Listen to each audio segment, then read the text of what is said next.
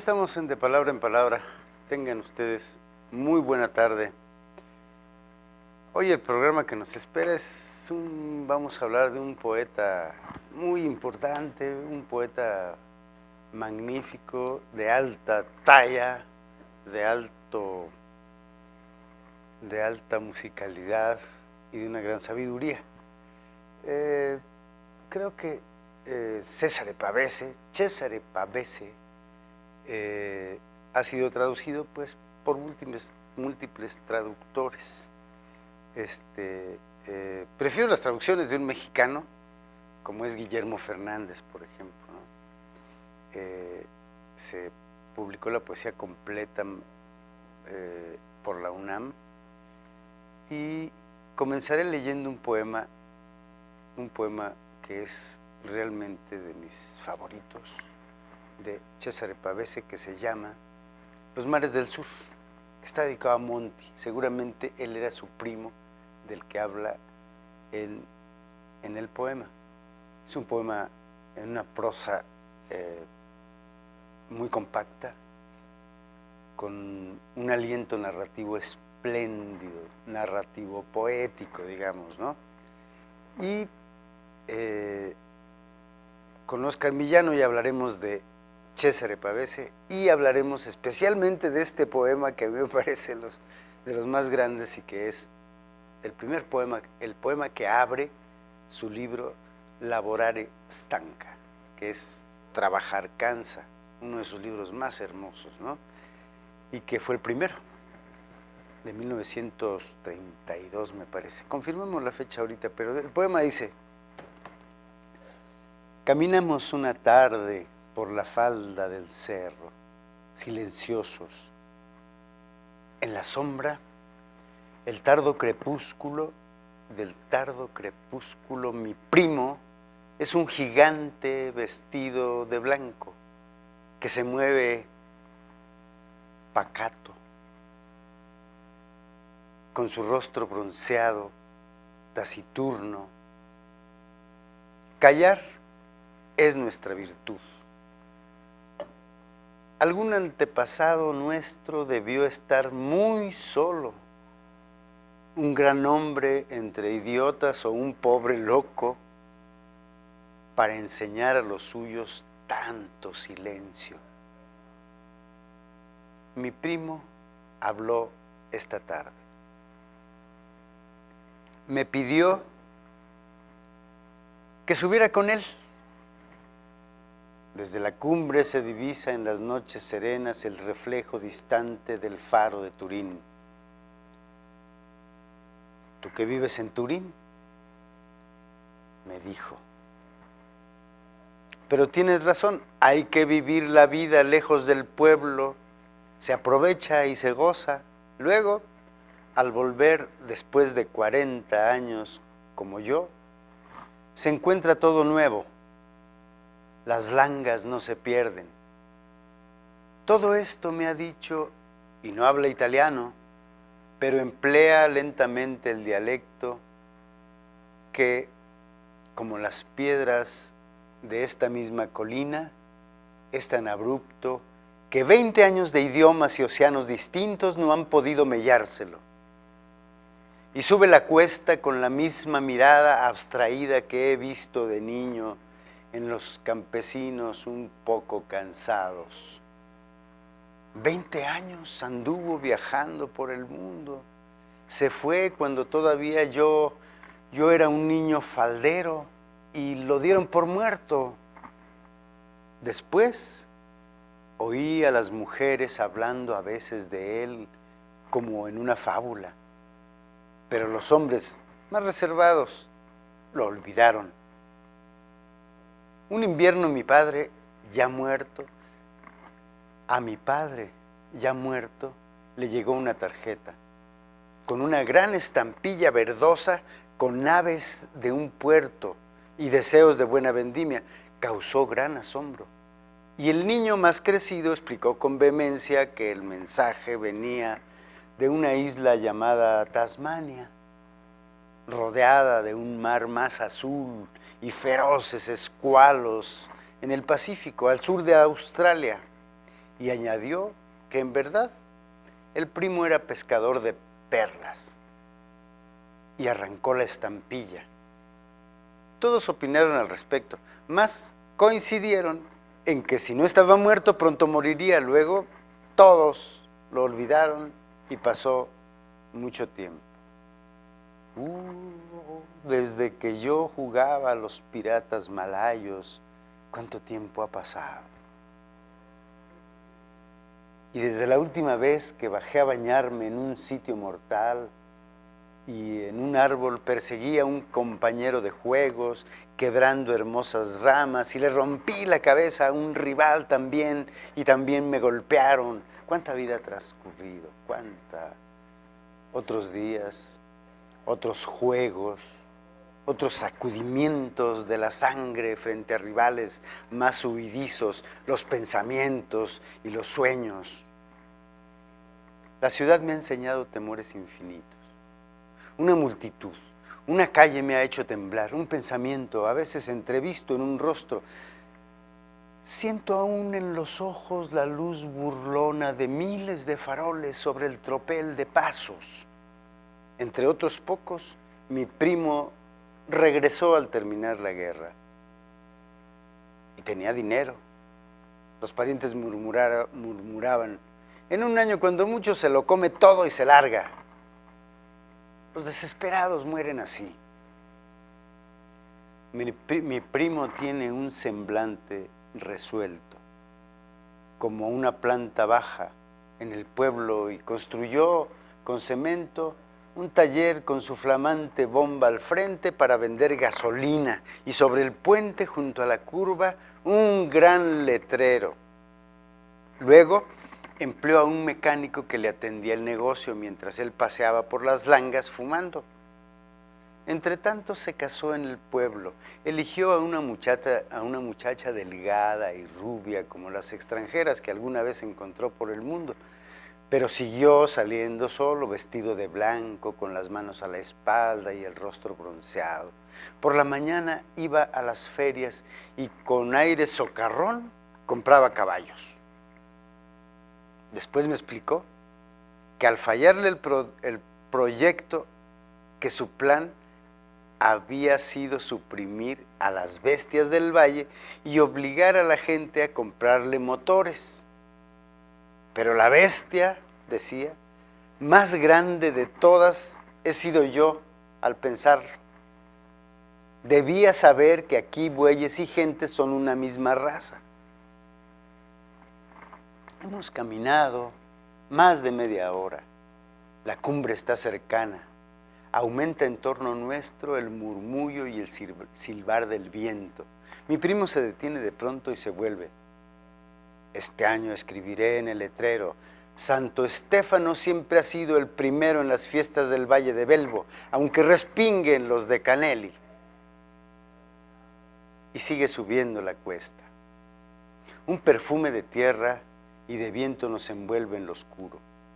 Algunas luces lejanas, granjas, automóviles que apenas se oyen, y pienso en la fuerza que devolvió a este hombre arrancándolo al mar, a las tierras lejanas, al silencio que dura. Mi primo jamás habla de sus viajes. Dice parcamente que ha estado en tal o cual sitio y vuelve a pensar en sus motores.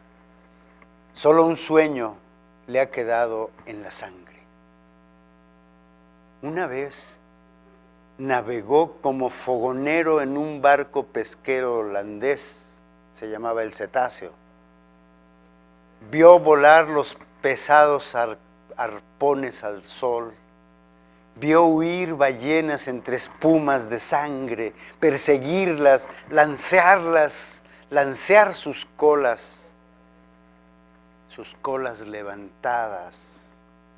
Me lo contó algunas veces, pero cuando le digo que está entre los afortunados que han visto la aurora en las islas más hermosas del mundo, sonríe al recordarlo y responde que el sol se levantaba cuando el día ya era viejo para ellos. Un poema de Cesare Pavese, escrito en 1930, o al menos publicado en 1932, si mal no recuerdo. Un poema quizá de los primeros de Pavese, quizá de los más interesantes. Ahorita vamos a ver dónde nació Cesare Pavese, porque vamos a un corte, Paquito. Buen día, Paquito, ya nos vamos a un corte. Regresamos.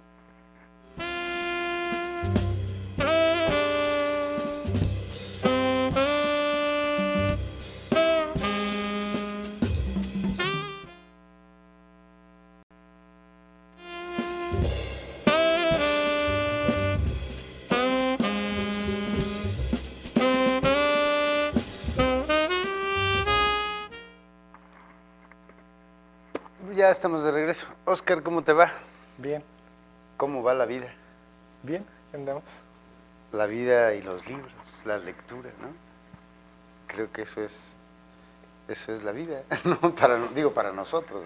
Totalmente. Digo, para los metalúrgicos, por ejemplo, pues son los metales,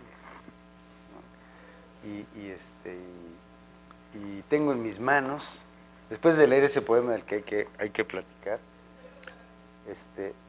tengo en mis manos el diario de Pavese, El oficio de vivir, oficio de poeta, que como sabemos, Cesare Pavese nació en... ¿Tú recuerdas cómo se llama el pueblo donde nació Pavese? Yo lo asocio a Turín, pero él no sé, su lugar de nacimiento no sé cuál sea. San Stefano Belbo. Ándale. Que lo menciona en el poema, ¿no? Exacto. San Stefano Belbo. Sí. Y fíjate que es un poeta y un hombre de una inteligencia sobre la literatura, sobre la poesía, muy atinado, ¿no? Hay una parte en su diario donde dice, he escrito todo, ya no tiene sentido, ¿no? No tiene sentido la vida. Eso estaba diciendo entre líneas. Hay que recordar que Pavese se suicidó, ¿no? Escribió novelas. ¿Cómo se llama? La playa. En la playa, tras las colinas. Y hay una que tienen entre su título Hogueras. Bellísima. Esa me gustó mucho, una novela corta. Y bueno, sus ensayos, ¿no? Este libro, El oficio de vivir, oficio de poeta, está dividido en dos. Aquí está el oficio de vivir, a propósito de trabajar cansa, donde hace una declaración, que ya veremos ahorita, temeraria y correcta. Estoy totalmente de acuerdo con él. Es de los pocos poemas que dice, que reconoce, que aprecia, valora y lo dice sobre su obra, ¿no? Esta primera parte es de dos ensayos que son aquí a propósito de ciertas poesías todavía no escritas. Una parte, y la primera parte se llama El oficio de poeta, que es una composición de libro muy particular, es su diario, pero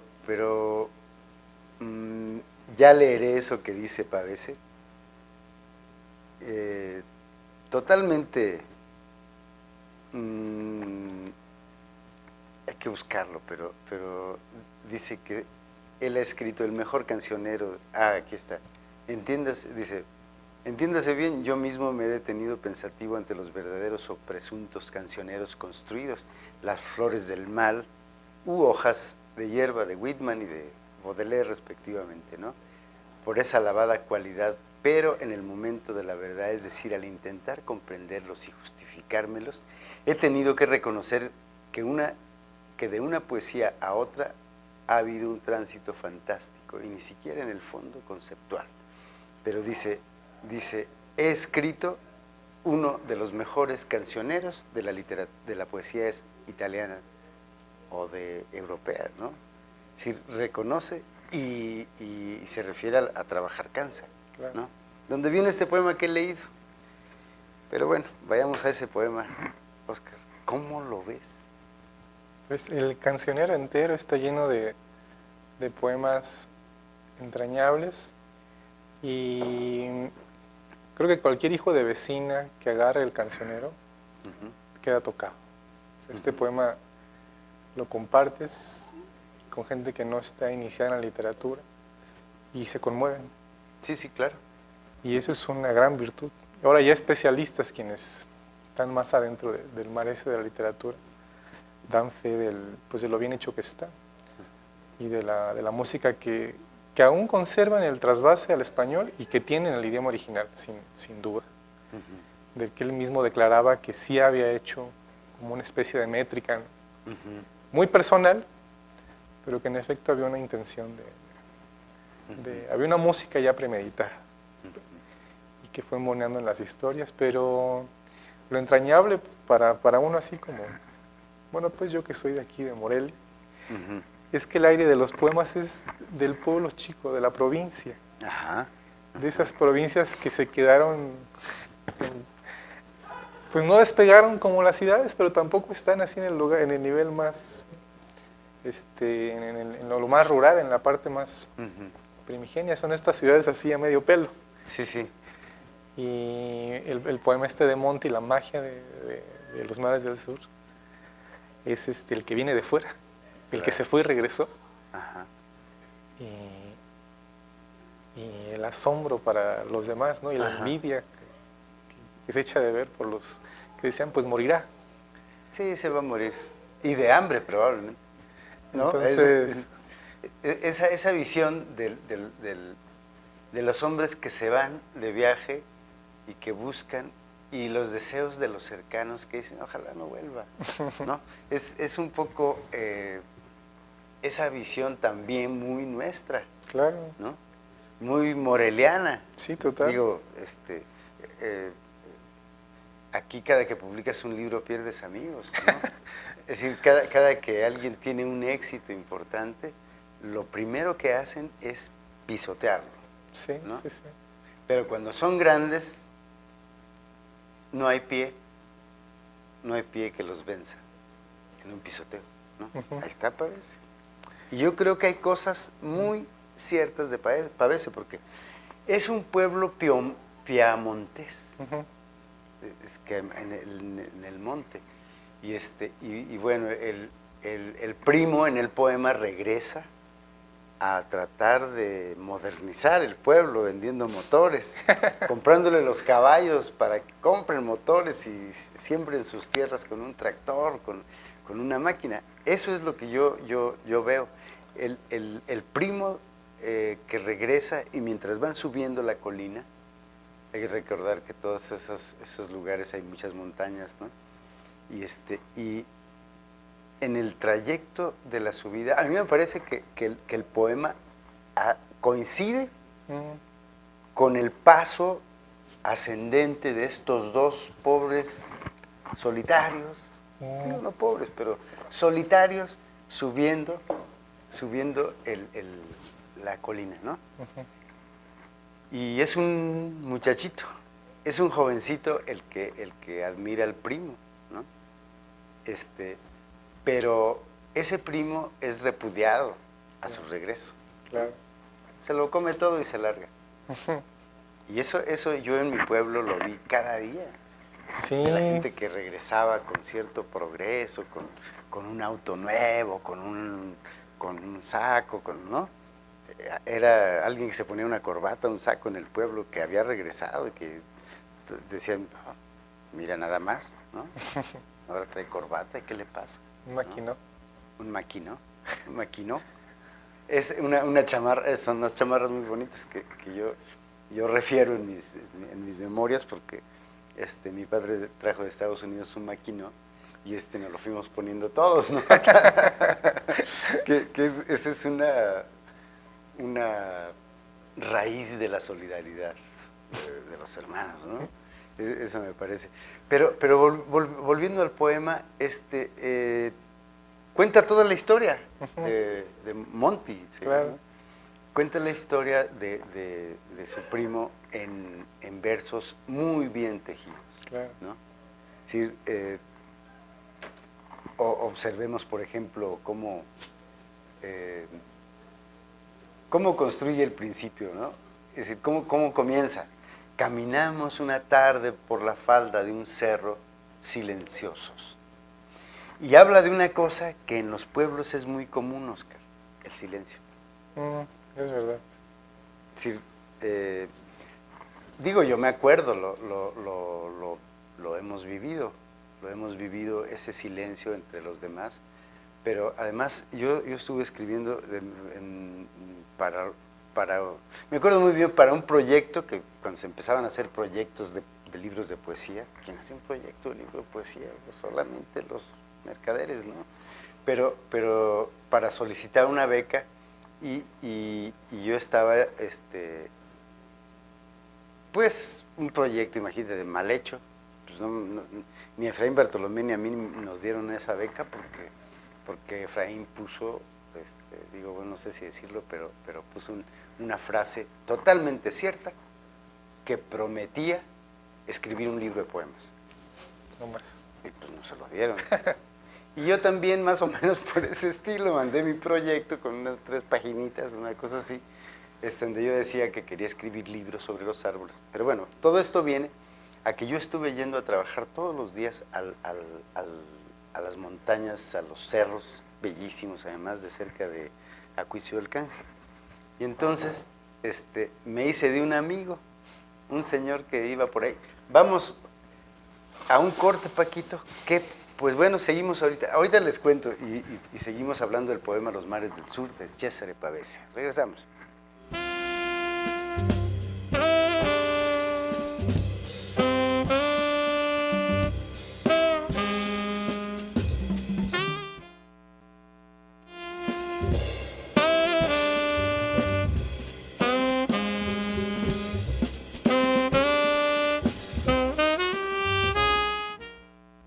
Ya estamos de regreso. Bueno, hablábamos de ese silencio del que habla al principio del poema, que es mucho más común, digo, también creo en la ciudad, pero en el pueblo es 2 sentados en una banca de la plaza en silencio. Y al ratito uno dice, así es, Oscar. Y pasan otros 20 minutos y el otro dice, sí, sí, y ya. Es decir, ese silencio de 2 caminando se refiere a ese silencio en el que ya no hay necesidad de palabras porque ya saben la vida del otro, porque ya saben, o porque le inquieta algo que no quiere decir, porque no hay que decir nada, porque la vida también se nutre del silencio, ¿no? Y creo que el silencio es mayor, de mayor utilidad para la sabiduría, ¿no? Es decir, y cuán sabiduría. Entonces, cuando yo iba a escribir sobre una sección de mi libro de Cuaderno Infiel que publicó Conaculta en 96, me parece, una parte del libro se refiere al bosque. Entonces yo iba al bosque a ver, a escuchar. Entonces me hice de un amigo, un señor ya grande, y nos íbamos a donde se veían los acantilados y la lejanía y platicábamos, yo le hacía preguntas y él respondía y ya nos sentábamos y al ratito no hablaba nadie. Pero era como si nos comunicáramos de verdad, ¿no? Entonces nos hicimos muy buenos amigos. Después bajábamos, él se tomaba un mezcal y yo otro, nos despedíamos y yo volví a la ciudad. Entonces, ese tipo de cosas del silencio, ¿no? Que en italiano tú lo tienes, esa línea. Algún antepasado nuestro debió estar muy solo, un gran hombre entre idiotas o un pobre loco, para enseñar a los suyos tanto silencio, ¿no? pues con una pronunciación moreliana, a ver, digámoslo en italiano, que para escuchar la música, ¿no? ¿Te parece si lo dices tú? Sale. Qualche nostro antenato deve essere stato ben solo, un gran uomo tra idioti, o un povero folle, per insegnare ai suoi tanto silenzio. Sí, qué cosa. Entonces, y luego el siguiente verso dice, mi primo habló esta tarde, me pidió que subiera con él. Desde la cumbre se divisa en las noches serenas el reflejo del distante faro de Turín. Es decir, desde ahí se ve Turín.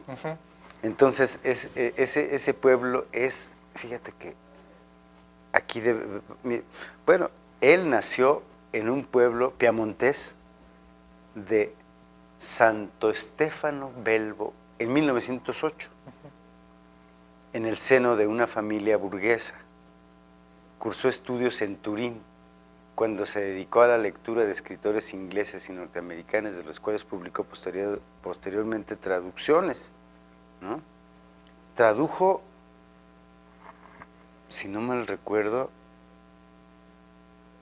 a Whitman. Sí, los ensayos que tiene son sobre literatura norteamericana. Sí. Era un conocedor. Hay un libro de ensayos que yo lo tengo. Sí. De autores extraños norteamericanos, ¿no? Sí, él era un conocedor de... Entonces,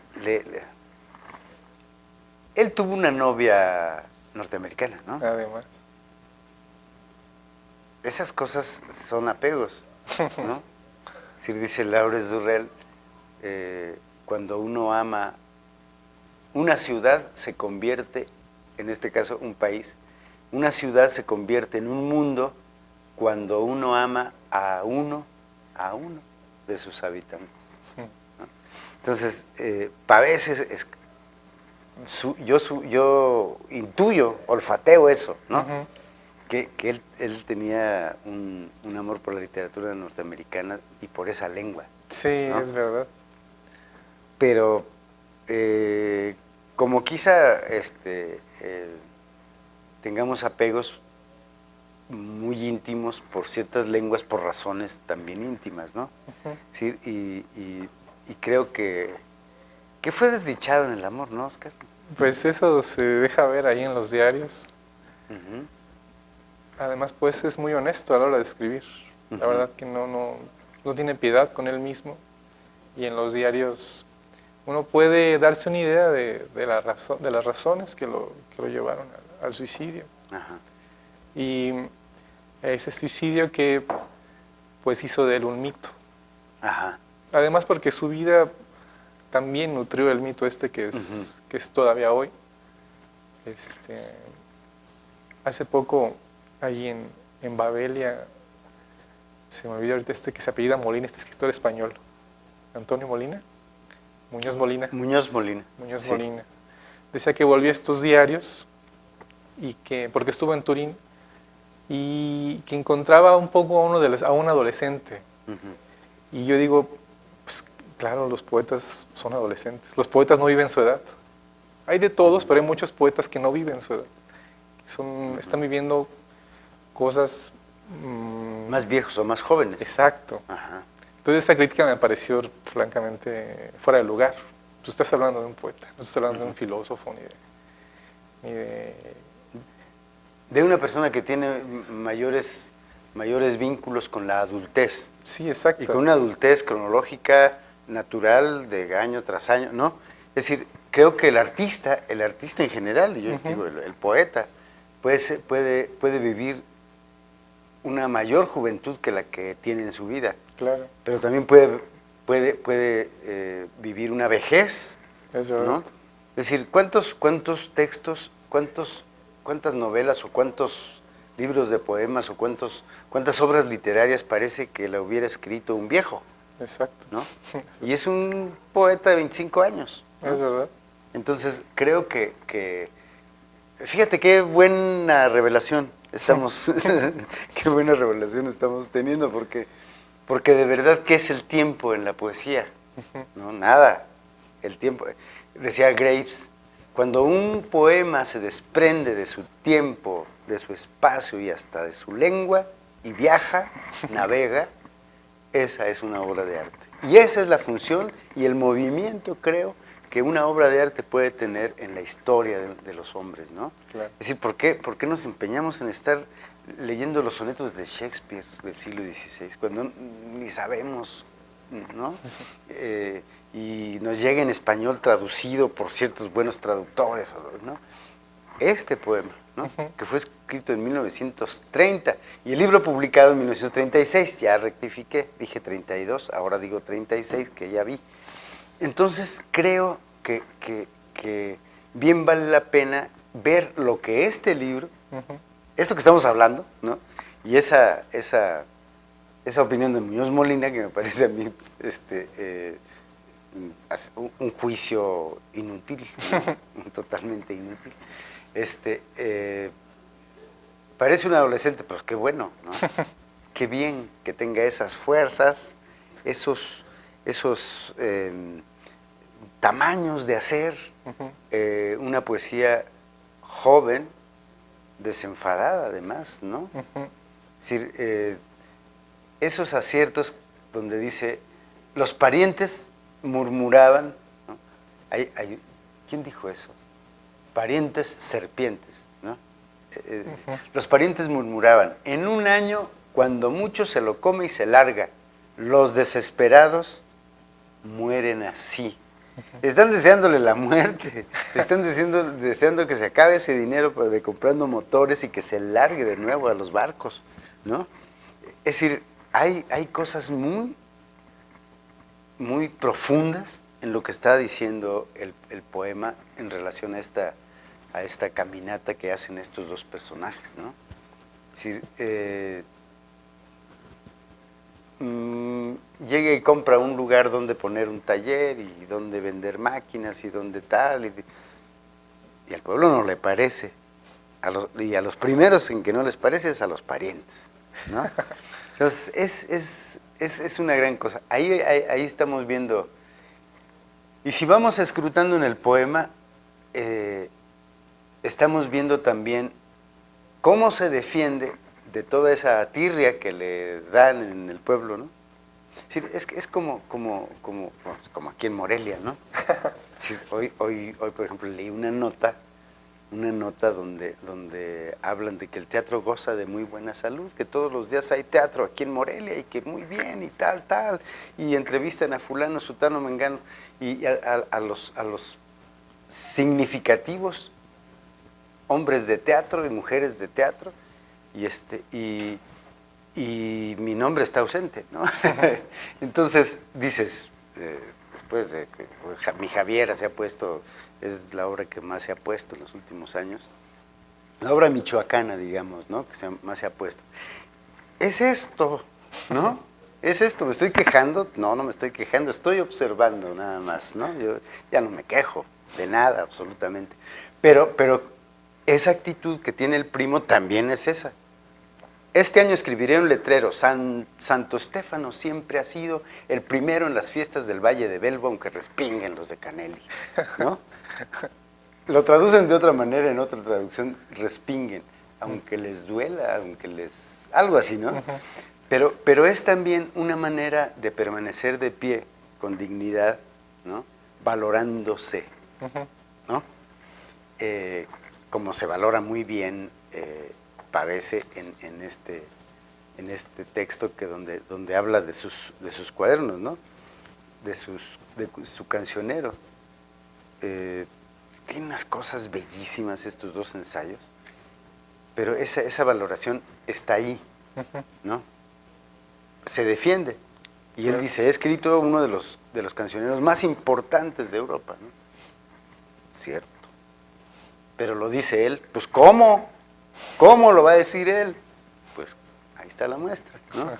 Entonces creo que esa otra actitud también provinciana, no hay más, está en este poema. Pero el cancionero, bueno, tiene unas líneas bellísimas, ¿no? Vio volar los pesados arpones al sol. Esa es una belleza, ¿no? ¿Qué línea te gusta a ti, Oscar? Pues, ¿O cuál? mira, la última, ¿cómo acaba el poema? Uy, ya nos mandan a corte. Nos mandan a corte. Paquito, estamos a punto de descubrir una nueva verdad de la poesía, pero vamos a corte. Regresamos.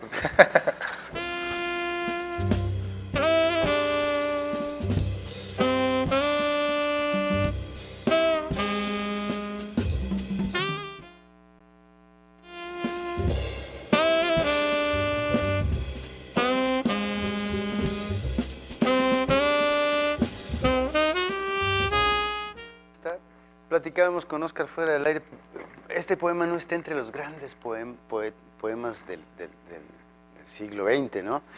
Y muy bien dicho eso que acabas de decir de los poetas portugueses de lengua española, italianos, no aparecen en las grandes ligas de los países poderosos, ¿no? Sí. Como en Estados Unidos, no los estudian y se pierden mares del sur, ¿no? Claro. Piedra blanca sobre piedra negra de Vallejo, quizá hasta Piedra de Sol de Octavio Paz, ¿no? Y bueno, es cierto, decías tú que citando a un crítico, a esos de esas lenguas los ponen en un rinconcito para estudios culturales y creo que yo hasta antropológicos y sociológicos para analizar cómo también en la pobreza se da la poesía, ¿no? Y decir, miren, también los pobres países producen poesía, miren, aquí está un poeta pobrecito. No lo neguemos, eso es un verdadero hecho. Pacheco daba clase en Estados Unidos y más o menos alguna vez decía eso, ¿no? Amigos escritores que han dado clase en Estados Unidos, yo mismo he dado clase en Estados Unidos y me parece que nos ven así como, di un curso sobre Rulfo una vez y decían, ay, sorprendente, ¿no? Qué cosa, ¿sí? Pero no tiene la importancia de vamos a ver, de Eliot. Eliot es otra cosa. Y no es cierto. No es cierto, la literatura tiene que ser bajo una visión democrática, ¿no? Ahí sí, democrática, tienen que tener un valor importante. Por la pobreza de un país no se lee tal poeta, ¿no? Como Pavese. A mí fue un suicida, peor, Virgen Santísima, no. Vendrá la muerte y tendrá tus ojos. Esta muerte que nos acompaña de la mañana a la noche, insomne, sorda, como un viejo remordimiento o un vicio absurdo. Tus ojos serán una palabra hueca, un grito ahogado, un silencio. Así los ves cada mañana cuando a solas te inclinas hacia el espejo.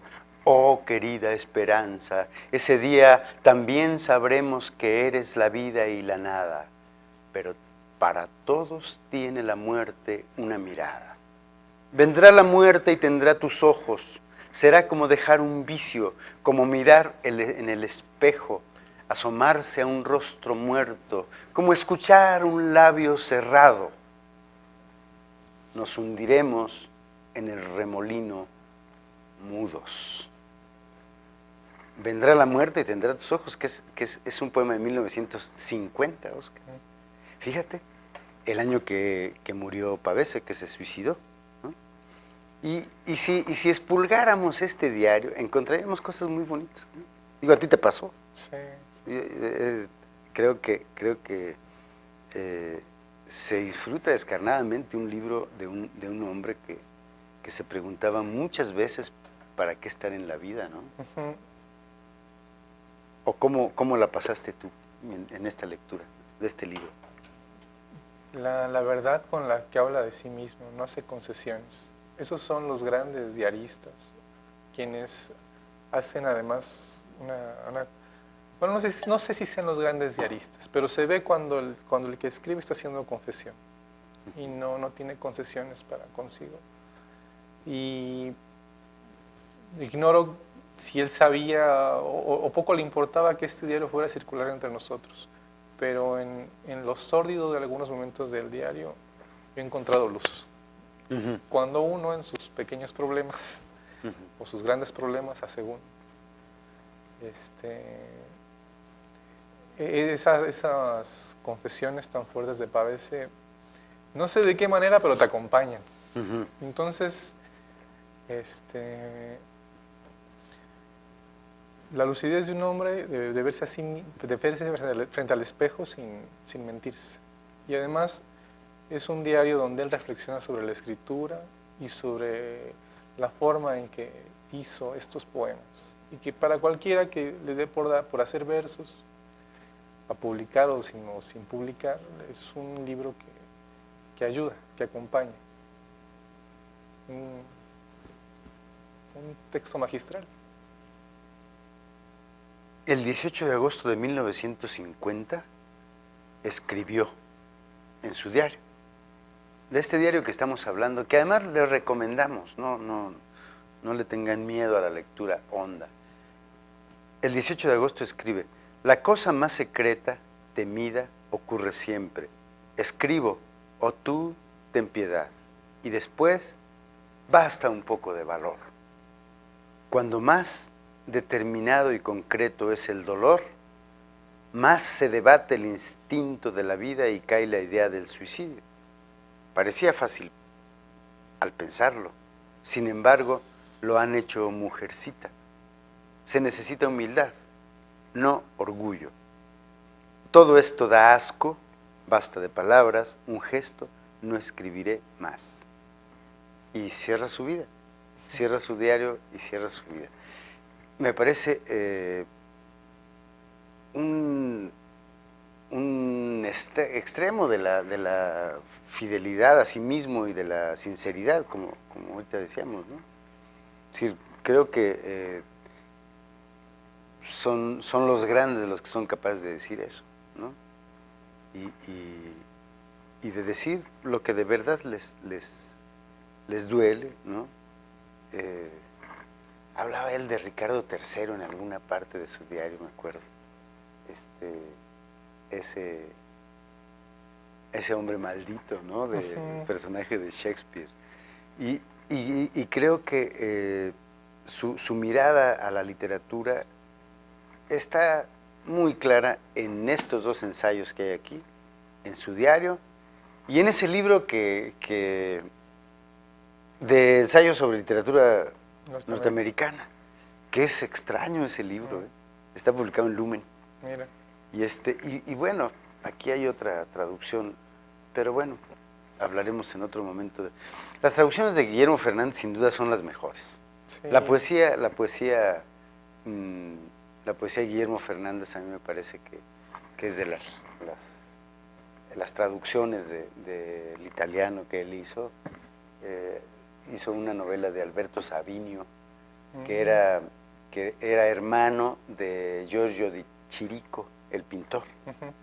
Y la novela algo de los años se llama, no estoy seguro del título ahorita. Tiene un título muy sencillo, pero me acuerdo que esa traducción que hizo Guillermo es muy buena y te da como el cuerpo, ¿no? de la prosa de Alberto Savinio. Muy buena novela. Además un traductor bien calificado. Sí. Él conoció a Quasimodo. Sí. Y alguna vez hizo alguna observación.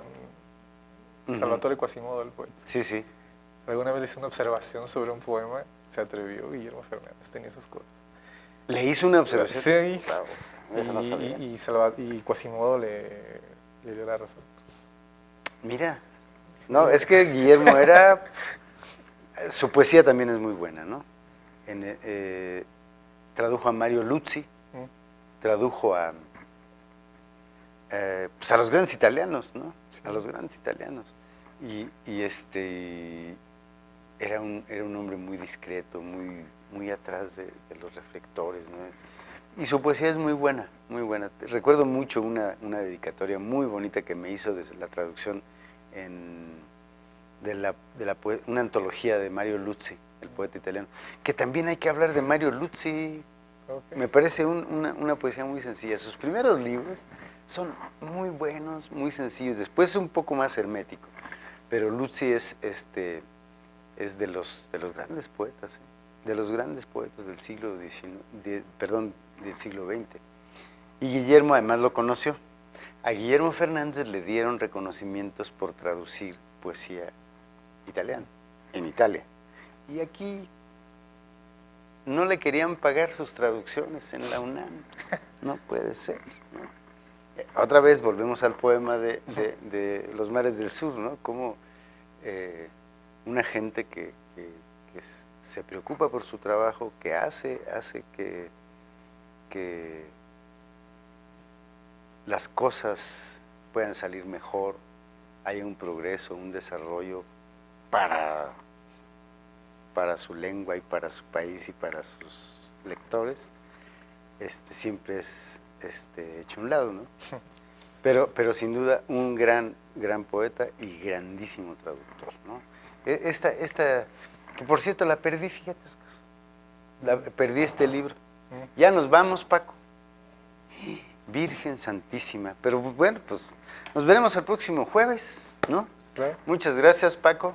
Muchas gracias a Quique, que siempre nos tienen muy bien atendidos. No podemos quejarnos, Oscar. Muy bien, pues, Oscar, nos vemos la próxima semana. Claro. Me despido con un pequeño poema de Cesare Pavese que se llama The Cats Will Now. Está en inglés el título. Aún caerá la lluvia sobre tus dulces empedrados, una lluvia ligera como un aliento o un paso. Aún la brisa y el alba florecerán ligeras como bajo tu paso cuando tú vuelvas. Entre alféizares y flores, los gatos lo sabrán. Llegarán otros días, llegarán otras voces, sonreirás a solas, los gatos lo sabrán. Oirás palabras antiguas, palabras huecas, cansadas como trajes arrumbados de las fiestas de ayer. Recuerden, amigos, que los trajes arrumbados de las fiestas de ayer los volveremos a usar en las fiestas de mañana. Yo soy Neftalí Coria. Hasta la próxima.